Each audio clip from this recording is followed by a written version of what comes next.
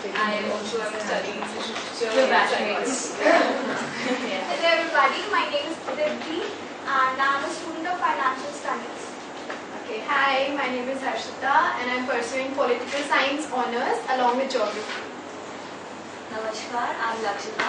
I'm doing MBA International Business. Hello, this is Honi and I am doing Psychology Honours. Hi, I'm Monica and I'm doing English Honours in Psychology.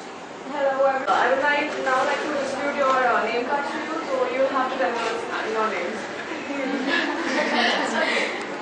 My name is Emily and I am studying nutritional science and community environment development. My name is Cecilia and I'm studying English literature and economics. My name is Sarah. I'm getting a PhD in moral sociology and international agriculture. I'm Allison and I'm studying risk management actuarial science. I'm Caitlin. And I'm studying education policy. I'm Chelsea. I'm studying psychology and women's studies. I'm Brenda and I'm studying speech therapy. I'm Cecil. I'm finishing my PhD in agriculture and extension education. And what's that one thing that you like the most about it?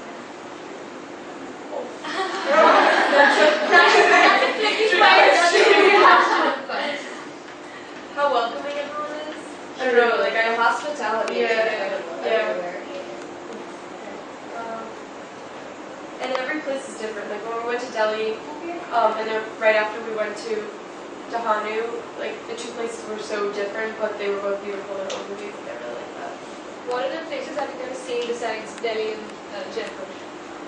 Pune and Dahanu. So yeah, it's like a rural area. And we went to Agra too. Delhi is the Taj Mahal. You like Taj Mahal? University, USA, for the purpose of cultural and academic exchange of mutual understanding and benefits of students from the two countries, we are pleased to have with us this morning students from the Penn State University, USA, accompanied by Ms. Sarah Eisler and Mr. Cecil Shelton. We welcome you all. The group's visit on campus will comprise student sessions on a variety of topics for group discussions, experiential learning, exploring various ways of encountering a new culture, and not to forget the sightseeing, local shopping and home visits too. All of this has been put together to help our visitors gain a deeper insight into the state and to the country's cultural fabric and its education system, especially at the tertiary level.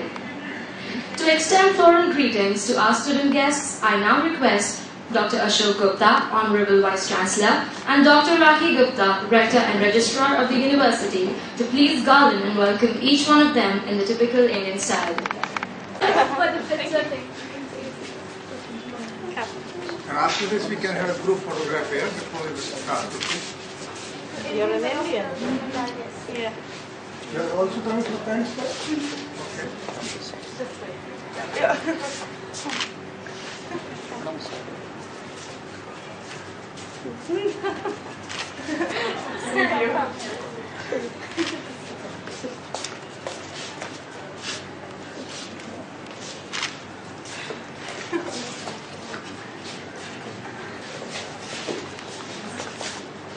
Good morning also. But the Indian way of greeting in the morning is Namaskar. In the evening also it's Namaskar. In the night also it's Namaskar. So it's Namaskar. You don't have to think whether it's good afternoon or good evening or good night. Okay? So it's Namaskar. I extend a very hearty welcome to you to this university, which is not a very old university. It was started only 6 years back, but prior to that, we were a postgraduate college, and that was called International College for Girls. We have students from all over the country who are studying here, and the faculties that we have or the programs that we have come from various disciplines, that is arts, science, commerce, home science, fine arts, management, computer science, journalism and mass communication.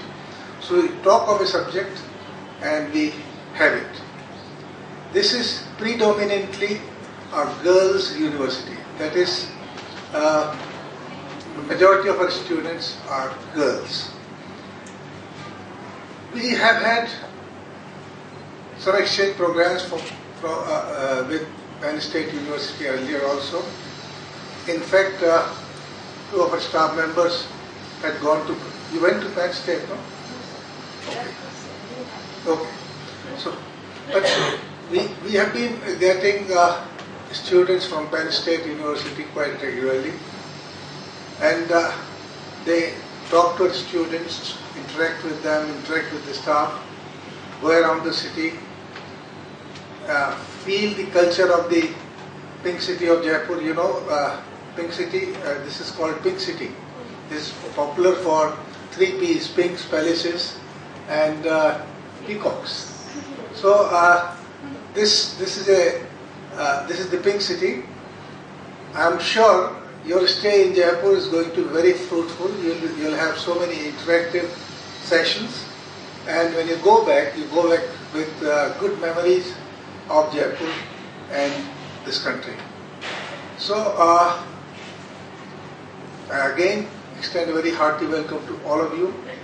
I'm sure your stay here will enlighten other students also, because from you they will learn something about the US way of living, US culture, and from them you can have an exchange of ideas about what Indian culture is, and you'll be able to taste Indian food. Don't go in for pizzas or pastas or other things. Go in for proper Indian food, because that will give you the excellent taste of Indian food, Indian cuisine. So with this, I welcome you, and I'm sure with when you go back, you go back with good memories, and you remember the friends that you make here in Jaipur, and have an exchange with them regarding many things later also. Thank you very much. Okay, it's going to be great things. We're going to do big things. So I'm Cecil Shelton. I'm getting my PhD at Penn State in Agriculture and Extension Education. My research involves around community development and education. Having us here. My name is Sarah Eisler. I'm a PhD student in rural sociology and international agriculture and development. This is my first trip to India, and I'm loving it. And my research is around smallholder cacao farmers in Indonesia and looking at how men and women are impacted by climate change. My name is Chelsea Mcgee. I am a 4th year student at Penn State undergrad. I'm studying psychology and women's gender and sexuality studies. My interests tend to evolve around social justice issues, activism. I'm interested in studying different social binaries, like the gender binary. And this is also my first time to India. I've never been here before. This has been absolutely incredible. Thank you. Get on my tippy toes. Hi, I'm Brenda Sony. I'm a 3rd year student at Penn State University. I'm studying speech therapy, and this is not my first time in India. I've come here many times, but I'm happy to be here again. You were born in India or in the US? No, I was born in the US, but most of my family is still in India, so we come and visit a lot. Which part of the country do you belong to? Well, relatives are living in Mumbai and Calcutta, but originally we're all from Bikaner.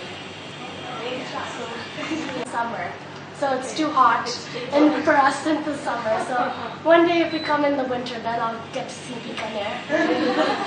I'm also a 3rd year student at Penn State. I'm majoring in education and public policy as my undergrad, and I'm also completing my master's in education theory and policy. So I haven't started the thesis process quite yet, but I think I'm going to focus on how education can boost students' confidence, in underprivileged students especially. And this is also my first time in India, so thank you so much for your warm welcome. Allison. I'll be in my 2nd year at Penn State this year, and I'm from Leonardtown, Maryland, which is the state right under Pennsylvania. I'm studying risk management, actuarial science in the business school at Penn State. Yeah, so this is my first time in India and I'm having a great time, so thank you so much for having us. My name is Cecilia. I'm going to be a second year at Penn State. I'm studying English and economics, possibly a minor in Italian, so we'll see. This is my first time in India, and I love it. And I'm planning on being back soon, or, well, like within my lifetime, I'll come back. But I love it, so yeah. Seeger. I will be a third-year student at Penn State, and I'm studying nutritional sciences and community environment development, and I'm really interested in food security and poverty, and specifically on nutrient deficiencies. And this is my first time in India, and it's incredible. I love it. Thank you so much. We're looking forward to you, and my name is Honi Nair. I belong to a union territory that's called Dadra and Nagar Haveli, that is near Gujarat and Mumbai, and I am pursuing psychology honors third year in IIS University. Thank you. My name is Harshita Tiwani, and I'm pursuing English literature with psychology here at the IIS University. Thank you. I'm Lakshita Goyal. I'm doing my master's in MBA International Business. I'm doing MBA International Business.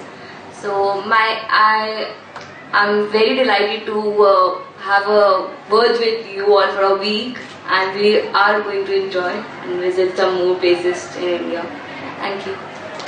I'm Anushka Yadav. I'm doing my major in this university in English literature, and my minor is psychology. So welcome. My name is Manika. I'm pursuing English honors in psychology, and it's lovely to have you all here. My name is Harshita Sharma, and I'm pursuing BA honors in political science along with geography. And welcome to Jaipur, and I'm looking forward to interact more and know more about Penn State. Thank you. My name is Rituparna Singh. Well, it's really a tongue twister, so you could call me RP. I wouldn't mind. Well, I'm doing my graduation in commerce field, and basically my honors, my major is in applied accounting and finance. And we're delighted to have you here. So I wish you all have a great time here. Welcome. My name is Riddhi. I want you once to pronounce it. It's Riddhi. And I am a graduation student, and I'm doing bachelor's in commerce, and my major is in financial studies, and I'm looking forward to have a very good time with all of you.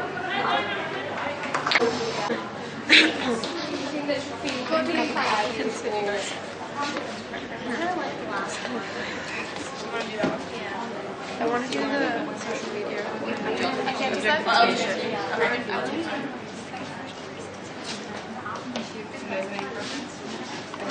Penn State University students and the IIS University Jaipur. May I now request Ms. Sarah Eisler and Mr. Cecil Shelton to please speak on the higher education and the career prospects in the US. Student at Penn State University in Rural Sociology and International Agriculture and Development. It's a dual title program, that's why it's a really long name. So just a little background, I did my bachelor's and my master's at Penn State. I made really good contacts and networks, so that's why I stayed there. But I did my bachelor's in biology and English, and I minored in French. And then I did the same program that I'm doing for my PhD as a master's. So I just wanted to give a brief introduction. I'm going to let Cecil introduce himself, and then he'll start with the conversation. Hello everyone, I'm Cecil Shelton, also at Penn State University for my PhD in Agriculture and Extension Education, focused on community development and the intersection of that with education, specifically at college. Some backgrounds for me, I'm from the great state of Kentucky in the USA.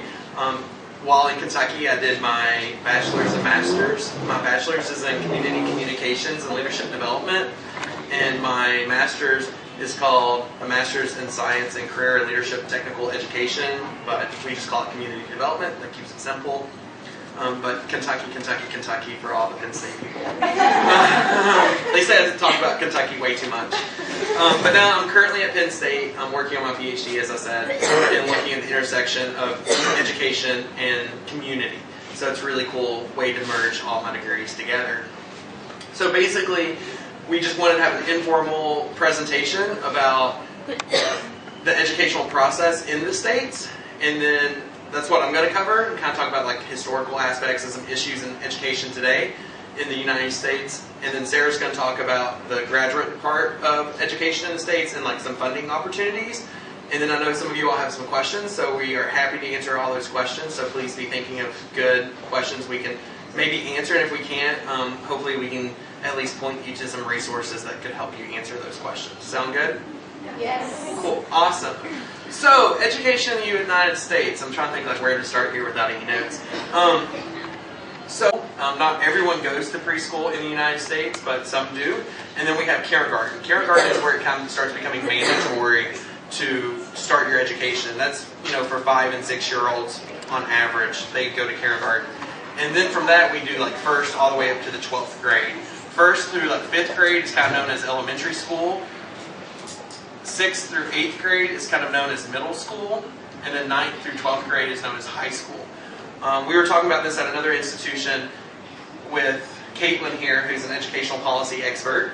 And we both agreed that about 85% of students currently, people our age, are receiving high school diplomas, meaning that they went from kindergarten all the way through 12th grade. So we do have people in the United States that do decide not to continue their education, and that can create some hardships for them because a lot of the jobs in the U.S. require at least, at minimum, a high school diploma or GED. And nowadays, with so many people going to college, a lot of those jobs are also requiring college diplomas, so like a bachelor's in whatever subject.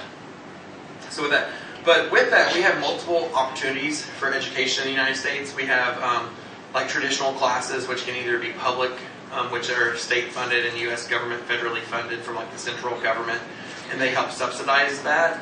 And then we also have private schools where students can pay to, go to a school that's private, that doesn't receive government funding.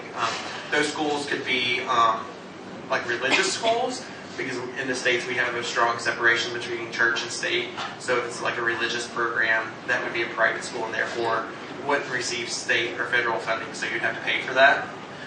And then sometimes there's like specialty schools that will also be private because maybe people decide that whatever service they're providing, the education that they're providing is better than the public schools, so that they will want to pay for that for their child.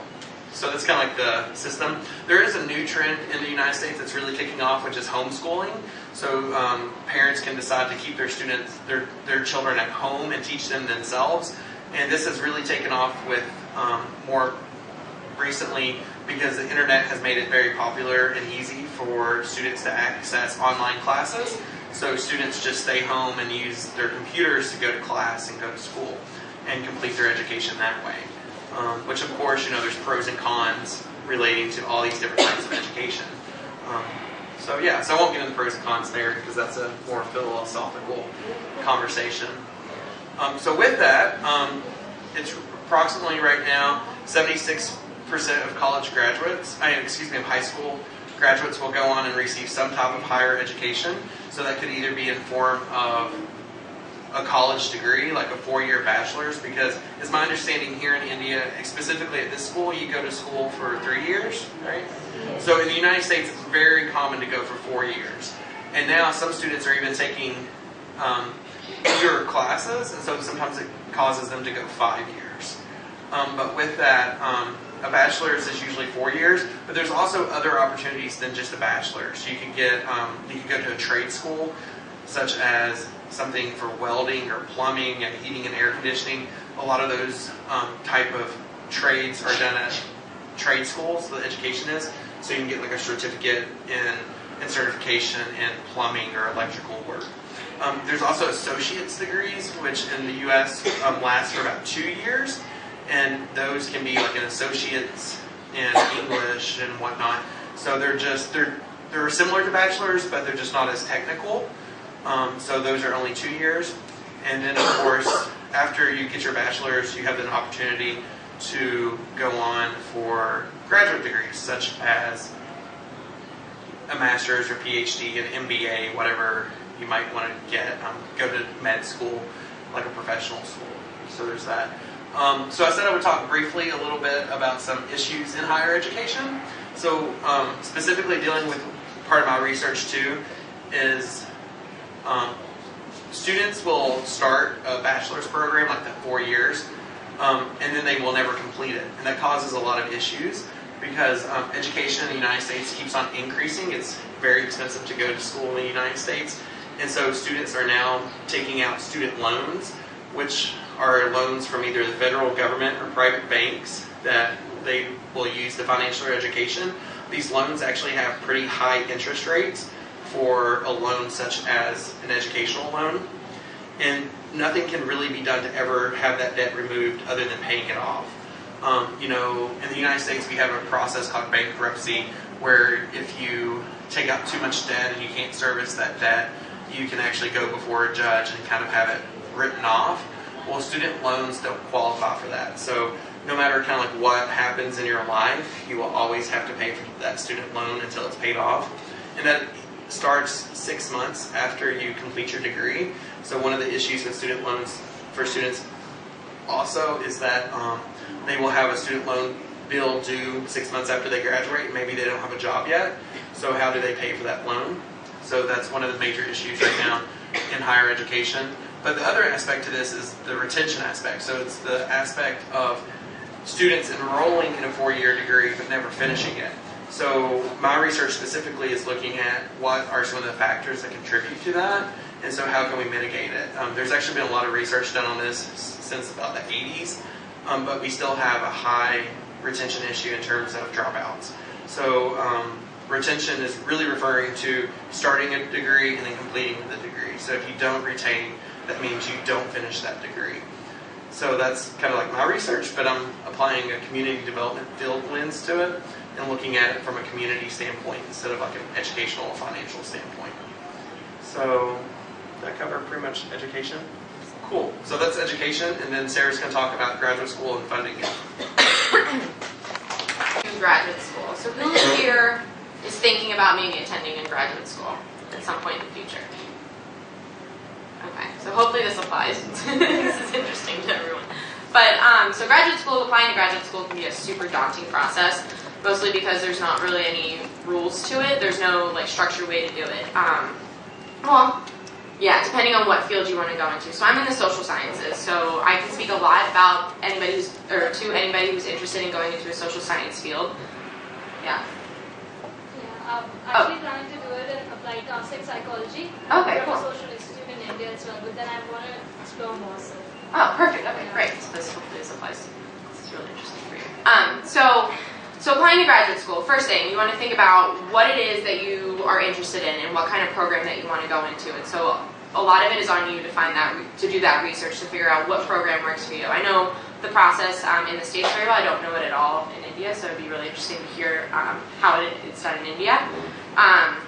So whether you want to go for a professional degree, like a med school or law school, or going for a research degree or a teaching degree, a humanities degree, you got to figure that out. And then Google is a phenomenal resource. Just typing in the keywords of, so rural sociology programs, United States, rural sociology programs, California, figuring out where you want to be and what kind of programs that you're looking for.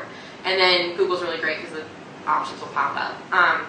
And then once you find the school, or a couple schools you want to work with, look at the faculty that work at that school and look at their research interests or things that they do. If they're working on a project, they're working in an area that you really want to pursue. If they're predominantly do teaching and you really want to get teaching experience, these are the kind of things you want to be looking at when you're looking at where you can go to graduate school. So step 1, find the school and program. Step 2, look at the faculty and find faculty that align with your interests. Step 3, send them an email. Even now, if you're a freshman, sophomore, first year, second year, third year, just send them an email. Get the conversation started with, you can send out 20 emails if 3 faculty get back to you. Now you have 3 options. It's awesome. So it's really easy to send those emails because all it is just creating one draft email saying what your interests are, what you're looking to do, a little bit of your background. And I also think it's a good idea to put together like a resume or a CV. So that's just basically a 1 to 2 page paper that just says what your background is, different opportunities or things that you've done before that show your skills, and then attaching that to the email so they can get a little more background on you. So finding faculty is a really good way to get your foot in the door to go to a grad school that you want to go to. And then the third thing is once you're talking with faculty, it also helps, it makes it so much easier to get into the actual school, because then you have to go through the whole application process of applying to the university as a whole. So like for Penn State, you have to apply to the graduate program, which covers all grad programs at Penn State, and then you have to apply and get accepted into the specific program that you want to attend for grad school. So that's the whole process. It's going to be daunting and it can take a while to go through that whole thing, but if you get started early and you kind of, I was saying to you earlier that a lot of it is just throwing yourself out there, because if someone rejects you, okay, then you just move on and go to the next faculty member, the next school that you're looking at. So then comes the big issue of funding, because funding is it can make it very, very restrictive and hard to get into a program that you want to go to. But it's also, there's so much funding out there, and I just don't think people really know how to access it. So there's different ways that you can go to graduate school and be funded for your entire program, and then also get a stipend on top of that to pay for your living expenses, and then also save money on top of it, I guess, a little bit. So there's a couple ways you can do this. One, you can get a teaching assistantship. So that means when you're working with a faculty member, you apply, you get into the program, you have to teach. I think it's like 20 hours a week at most places in the United States, and then you teach a class, or you help a teacher teach a class. So that's one, and then so you're working essentially for your graduate program. Two, you can have a research assistantship, and that's what I am. I do research. I do 20 hours of research every week, and that's what I get paid for, basically. And then you can also have a fellowship. So this is external to the university as a whole. So the fellowship, and something like if you're in the social sciences or hard sciences in the United States, there's a program called it's the National Science Foundation, the NSF Graduate Research Fellowship Program, and it covers your entire tuition, it covers all of your living expenses, and it gives you a stipend on top of that, and your whole purpose, you don't have any responsibilities to your department to do research or to teach. You can just focus solely on the research that you want to do. And so there's so many different fellowships out there, whether for an MBA, even med school, law school, they have them, any other kind of social sciences, or humanities even, but I don't know what those are. But they're out there, so that's Google, again, is another great resource to look at how to find those different fellowships and then to apply to them. And yeah, so I think that's, and then the other option is that you can take out a loan and pay for it yourself, but that's not an advisable option because graduate school, especially professional degrees like med school and law school, are outrageously expensive. So those are the different ways to get into grad school and then apply for grad school, and then also to find funding to fund grad school. And yeah, so I think now if we want to open the conversation up, does anybody have questions or things they want to know more about, or yeah? What are the different feasible sources of funding? For like graduation? For graduate school? Yes. Like, you mean what different types of fellowships? I am asking what are the sources of funding, like bank loans or something like that? Yeah, so you can get a loan to pay for it yourself, but then you have to pay that back. So that's one option, but it's not. And are there some schemes available from government? Yeah, so that's what Cecil was talking about. You can get a student loan, and so those are from the United States government. You can get that loan. So like we are Indians, so like yeah, I don't know. Nah, so will Indians be getting like the schemes available? No. Yeah, you definitely can't do student loans from the United States government, and I don't know. That's would be really interesting to hear how the Indian government could possibly how they operate student loans if they do. But yeah, but that's why, I mean, you want to do an MBA, right? Yes. Yeah, so I know a bunch of my friends actually do MBAs, but they got hired at a company in the United States, and the company pays for your MBA. So that's another way to get graduate school funded. And then I'm not sure actually of any fellowship. I don't know off the top of my head of any fellowships that cover MBA graduate school, but I'm sure that they're out there. There's scholarships. Yeah, and there's scholarships and fellowships. Okay, so there's scholarships to do MBA programs in the United States. Is there anything that either of you wish you had done differently? Like one or two things that you look back at and say, like, I wish I had done it this way? So I'll repeat the question since the microphone wasn't used. The question was, is there anything, like one or two things that we would have done differently in grad school? And I feel like this is like a really personal question to a certain extent, so thank you, Cecilia. I think for me, in both my graduate degree programs, in terms of my master's and my PhD, as attending really great institutions for both, I've had a lot of great opportunities, but I've also had a lot of great opportunities that I didn't act upon. And there's times I look back and think I really should have done that. And I've actually even had these feelings on this trip, talking to Sarah with her like guruship of funding and writing grants. And like, I really should have written more grants.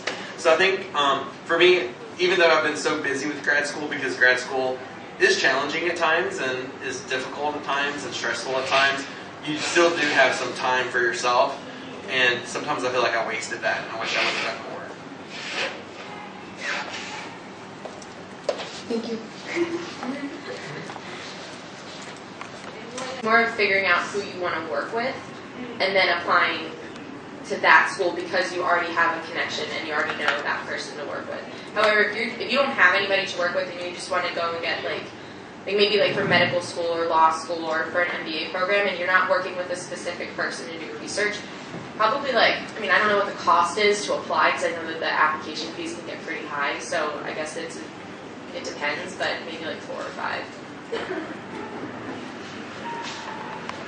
I have a question which is actually so much of education, but it is related to politics, which is going through in your state right now.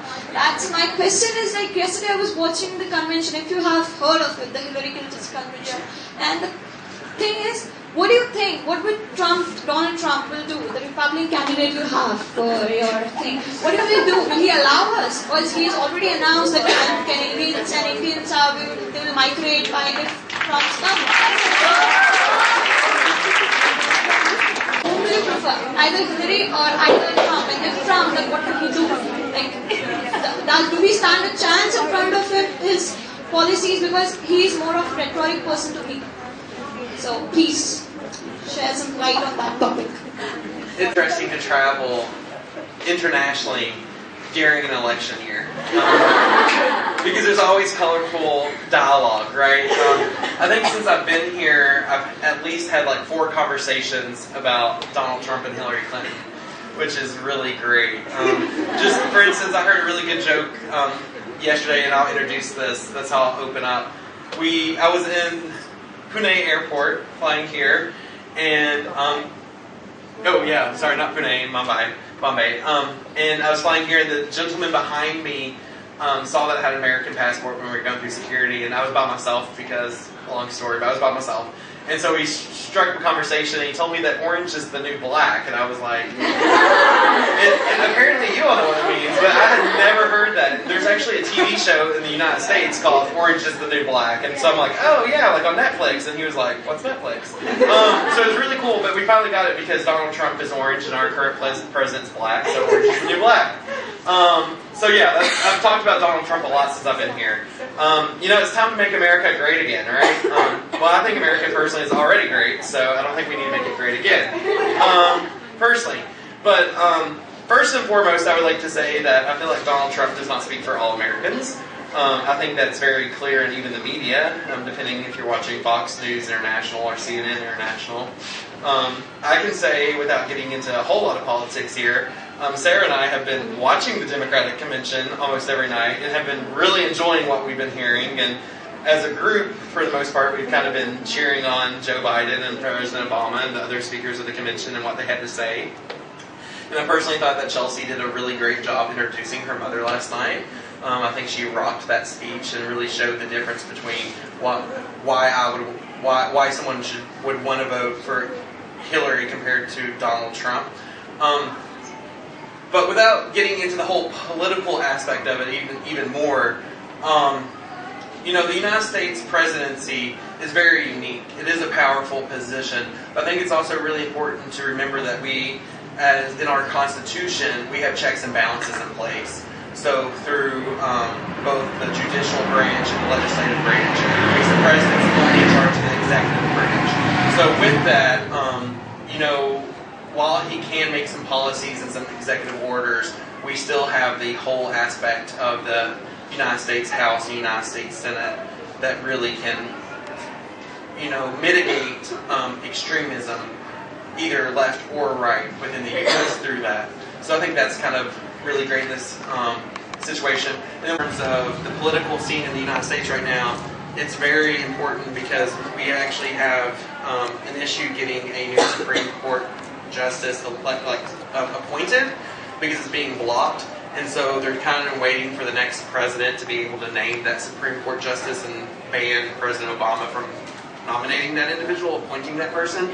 So, in a long about story than saying all that, the really aspect of what I'm trying to say here, the summary is, one, Donald Trump doesn't speak for all Americans, and two, if he gets elected, we do have some checks and balances in place that will help with extremism.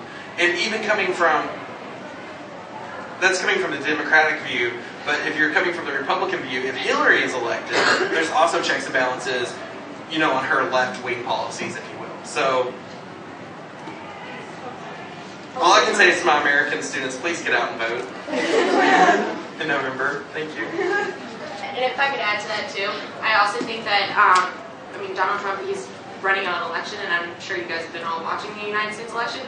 It's a lot more bigger and broader and trying to just get people excited and say controversial stuff. It's more of like a theatrics. Don't get me wrong, I personally think he's scary, but I think he's saying a lot of things, but what would actually happen if, in the event that he was elected, in terms to answer your question, I don't necessarily think it would be as extreme because of the checks and balances in place, and like Cecil said, he doesn't speak for most of So you told that Donald Trump, according to his rhetoric, that's what I said. Like he speaks to impress people and not to the facts. So I have one more question. Is that yesterday your president Barack Obama, he said that American needs optimism. They are not pessimists, and Donald Trump is pessimist. And yes, we had some surveys there in New York. So people were saying that they would like to have Donald Trump as a true American. And all these consequences in this stuff, in the circumstances going in the US and all the attacks and everything going on, Trump also said that we have Russian things going on. And I'm sure that most of the people want to do and pursue studies in USA. Personally, I belong to Gujarat. That's a state in India. So there we have so much people who want to pursue education in USA. And right now we are so much concerned that whether we will be able to do it or not in the coming further years. So that's why I'm asking you that what do you think about the optimistic view of an American, according to you, your personal view on the optimism? Like they say, the Microsoft CEO, before CEO, the co-founder, Bill Gates said that if I do not get the Indian support into my company, they will open a new Microsoft there in India. So they consider Indians to the threats to the Americans. And what are your views? Are you pessimistic towards us, or are you optimist towards us? Like, what do you think about Indians and their education in the US? Like, that's not controversial. That's the most important.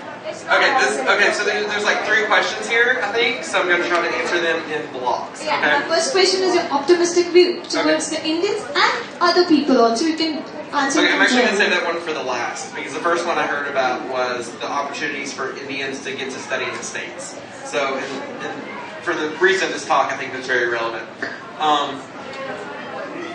One thing that I think is really important when you study societies and communities, especially power dynamics within those, is you have to follow the money, you have to follow the finances. And I will say that international students bring in a lot of revenue, both in terms of tuition dollars and all of that, for American institutions. So before the U.S. government would stop banning issuing visas for students to come to study in the United States, the American universities would have an outcry because they need those students. I mean, it's part of the business model that is education in the United States. So it could be, I could see that it could potentially become more difficult, maybe more paperwork, more hoops, if you will, boxes to check off. and hoops to jump through. But I do not see, on January 20th when the president gets sworn in, that the first action order is going to be, to shut the borders down and not let students in to study in American institutions. Because as I said, the academic institutions in the U.S. would there'd just be an outcry. Because, I think Penn State has, is it 10%? Like 20%? I want to say it's 20%. I truly think it's 20%. I could be wrong. Of international students make up our student body. So then that would be 20% of the Penn State that would no longer be there. So where are those other 20% of the spots going to be filled by? So there's that. I don't think that's going to happen. I think if we do have a Donald Trump presidency, it may be more difficult to study in the United States, but it's not going to be impossible. There might be more immigration paperwork, more. Yeah, it could just be your visa too. It's really getting to that visa, because he can't really affect who universities admit. But he could affect the visa process and how visas are issued. So that was the one question. That was one of the three questions. The second question I heard in general was about optimism versus pessimism. Yes, and so once again, I don't speak for all Americans, just as Donald Trump doesn't speak for all Americans. But I like to think that we as Americans are very optimistic. If you look at our history, of like 200 some years, we've had a lot of challenges. We're very young as a democracy, as India is, and we've always been able to overcome that. It's kind of like the attitude that you take that, yes, there will be challenges. We may not be able to address that challenge right now, but when that challenge comes, we'll be able to overcome it. And so I really like to think in that manner. And I also like to think, since we're talking about education, there's John Dewey. I don't know if you're familiar with John Dewey or not. He was a great American educational philosopher. And his whole thing, his life's work was how education contributes to the civil society, and how to become educated one has to, participate in the political sphere. So I think that's really important as well, that you think that education is the solution for Donald Trump, in my opinion. Like, even with a Donald Trump presidency, it's the students, it's the educated individuals, masses, if you will, that will be able to mitigate the Donald Trump presidency. And that goes back to John Dewey. If you really want a good read, his stuff is really easy to read. It's very accessible. It's not some things you read and you're like, what are they saying? John Dewey doesn't write that way. It's very black and white. You can understand it. Really great thing to read. Then the third aspect, I think, of your question was then how does American views, you said Indian specifically, but I'm going to open it up and say I hate to use the word foreigners, but we're going to say people that aren't in the States, okay? And I think if you look at the United States, other than a very small percentage of the population, we're all immigrants. For instance, I'm only a third-generation American. My great-grandmother came from France. So I can see the difference there, that, if we had these policies 120 years ago, I wouldn't be in the States. I understand that. So I think a lot of Americans can grasp their heads around that and understand that. So I think for the majority, you're only seeing what a very select, far, radical people are saying. I think the average person, and I hope, it's my hope that in November you will see that the majority of Americans value other people, diversity, and they can see that how we benefit as a country through not only diversity of our citizens and who gets to come into our country, but who we allow to be our trade partners and who our allies are in terms of military procedures and all that. I don't think that you will see this small percentage that's being outspoken right now get their way. Does that answer that question? Yeah, definitely. I would say that, I was a bit scary about Donald Trump and his people, because it was all in the news and everywhere. And America has always been open to us and everybody who wants to enter and who wants to flourish themselves. And it's good to hear that someone like you, who are actually the journeyman, the roots of America, and they are saying that such good stuff, and it's it's like a blessing to have people like you, and they are so open to us, and it's so good. Thank you so much for such views. And I would like to add, I didn't let Sarah talk. She can interject anytime she wants. I would say though, our university in general, this would be a very common belief. What I'm saying is not radical. It's more the majority. It's going to take until November to show that. So what other questions? Good questions. And let's speak with education based. Let's not bombard them with political queries that we have. So any question related to higher studies in the US? Anyone else? No one? Sabko political questions पूछना है? Apparently. Okay. So this is like for mainly like both of you. I know I've been like starting to look at grad schools. I've been looking at grad schools, and I just have like I like that you said like look for researchers that you're interested in, but how do you even like start? Like that's my part one was like I like started with like locations that are nearby, but like, America's so big. Yeah, I don't even know where to look at. I think, so for me, the way I would do it, if I went like to step back, one, do you have a specific like place in the country that you want to go to, that you want to do grad school in California, or you want to do grad school in Hawaii? That's the first place to start looking at locations. If you want to go to a certain program, like based on like the top program in the country, that's another way to distill down the university that you're looking at. So really it's personal based on like what kind of university that you want to go to. Then once you pick the universities that you're looking at, go to the faculty list. So what is it that you were, speech therapy. Okay. So look at the speech therapy program and look at all the faculty, and the faculty will be listed on there, and then you look at the research interest, and then you can click on, I usually like to look at faculty CVs, because you look at the different types of things that they've done, and then, or the things that they're doing, or do they have a lot of funding, or do they have cool partners abroad if you want them to do international stuff, or, so that's one way to distill down the faculty.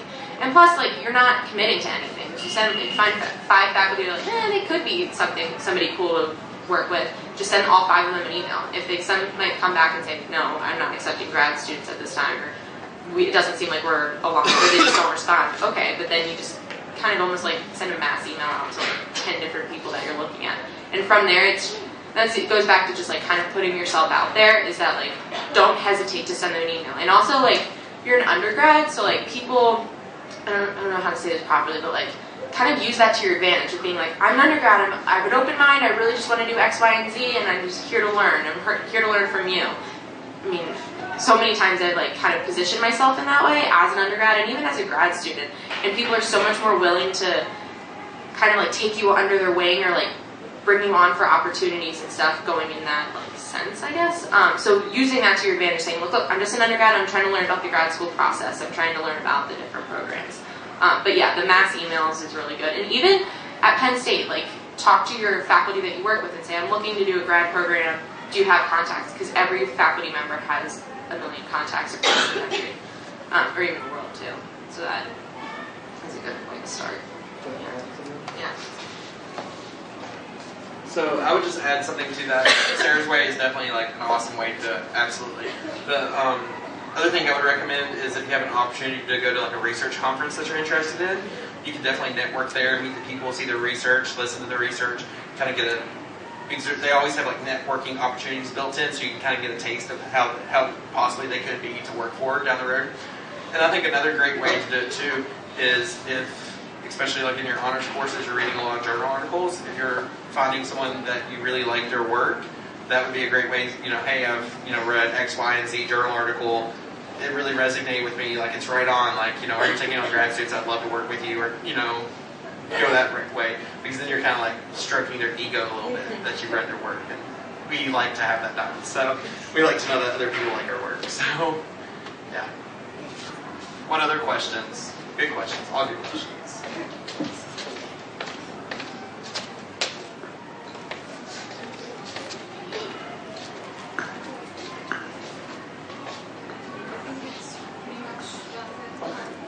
Thanks. We really appreciate the opportunity. Thank you, ma'am. It was very, very nice.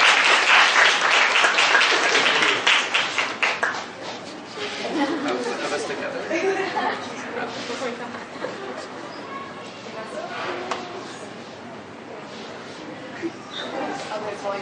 Okay, so